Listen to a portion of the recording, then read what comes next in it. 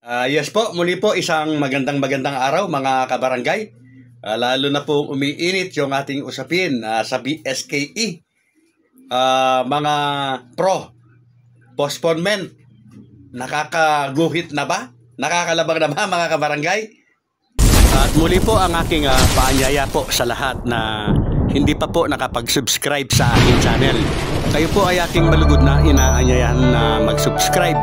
Pakiclick po yung notification bell at all para palagi po kayong updated sa aking mga bagong videos. Bago po yan mga kabarangay ay meron muna po akong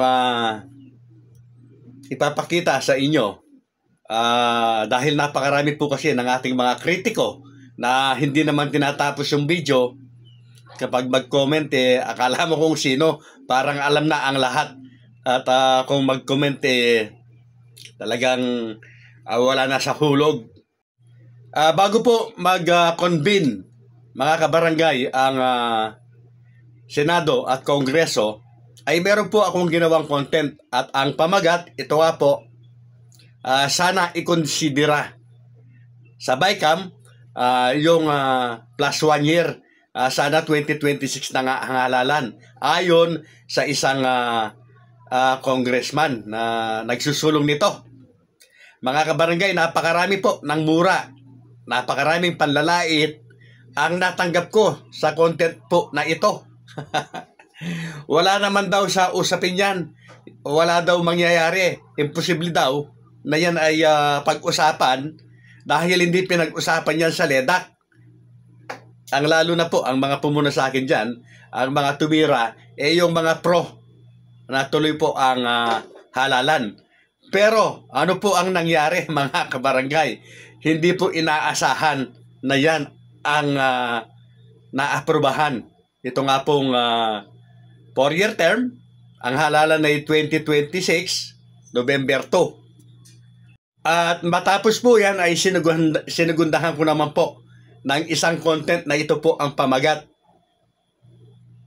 Win-win solution. Sana wag nang makialam ang sino man. Sana maaprubahan na yan. Sana yan na po ang matupad. Marami pa rin po ang pagbabatikos, pagmumura, pag-aalipusta, lalong dumami mga kabarangay nang i-content ko po ang bagay na yan. At syempre po dahil nga hindi pa naman yan naging ganap na batas, hindi yan pinirmahan ng Pangulo, kaya po hanggang ngayon ay lagi kong sinasabi, bagamat yan ang gusto ko pong mangyari, dahil nga po win-win solution, kaso hindi po napipirmahan at may umiiral na batas nga, ang Supreme Court ruling. Kaya palagi kong sinasabi na 101% tuloy ang halalan sa December 1, 2025 dahil hindi naman kasi naging ganap na batas pa.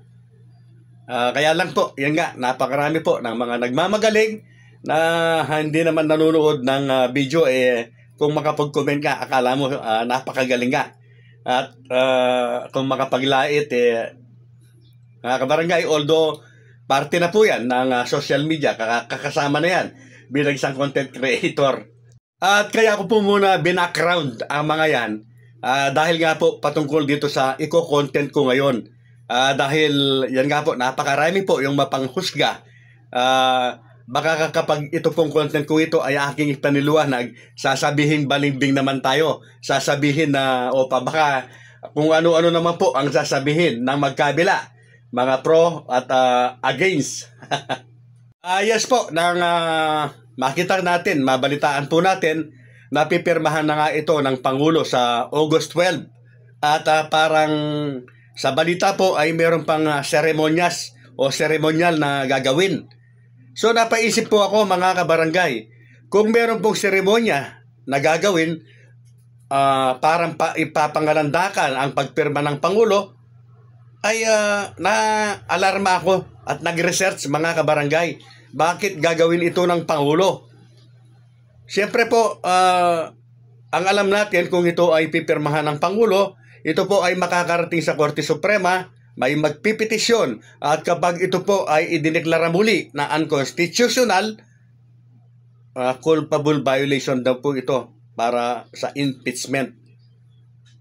So, nag-research po ako mga kaibigan at ito po yung aking nakita.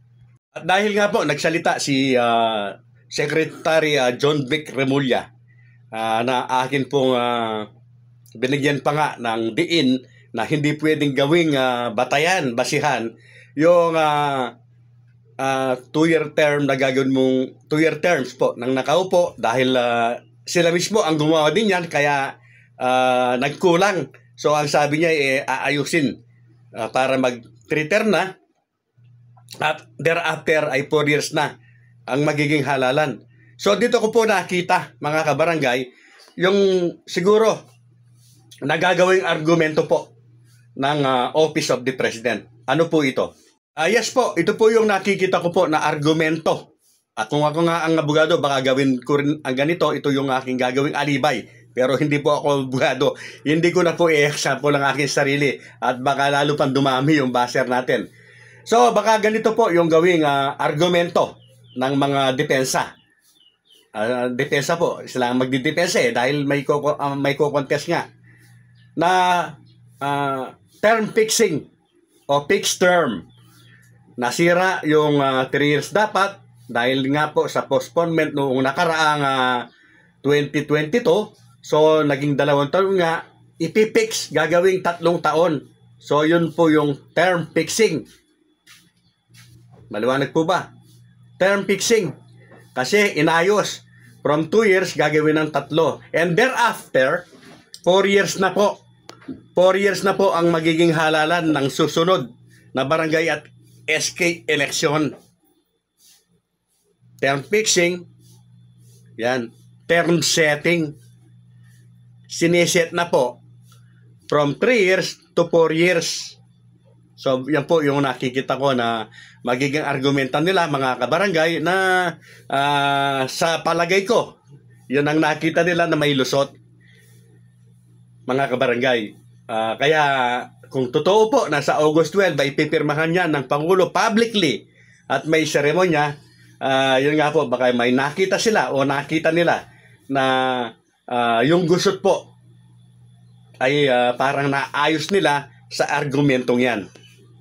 Mga kabarangay, ako po ay hindi lamang satsat ng satsat gaya ng sinasabi ng mga bobo talaga na mga nagkukomento na sila po ang walang alam.